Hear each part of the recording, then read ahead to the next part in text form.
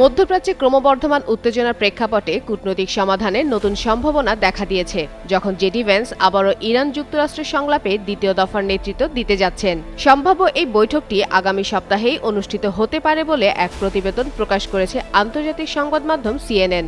বাংলাদেশের প্রথম 5D AI inverter যুক্ত সর্বোচ্চ বিদ্যুৎ সাশ্রয়ী যমুনা এয়ার কন্ডিশনার। আর এই বৈঠক চলমান যুদ্ধবিরতির মেয়াদ শেষ হওয়ার আগেই একটি সমঝোতায় পৌঁছানোর প্রচেষ্টাকে ত্বরান্বিত করবে বলে ধারণা করা হচ্ছে।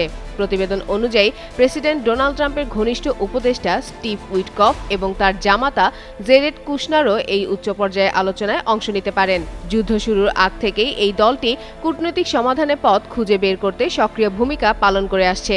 সূত্রগুলো জানায়, একটি সম্মানজনক প্রস্থান নিশ্চিত করতে ট্রাম্প তার বিশ্বস্ত এই 3 প্রতিনিধির ওপর আস্থা রেখেছেন। গত শনিবার টানা 21 ঘণ্টার বৈঠকের পর থেকে তারা ইরানি প্রতিনিধি ও মধ্যস্থতাকারীদের সঙ্গে নিয়মিত যোগাযোগ বজায় রেখেছেন।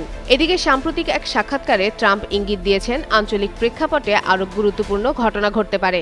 যদিও এখনও বৈঠকের চূড়ান্ত সময় নির্ধারিত হয়নি, তবে উভয় পক্ষে আগ্রহ ইঙ্গিত দিচ্ছে কূটনৈতিক সমাধান হয়তো খুব দূরে নয়।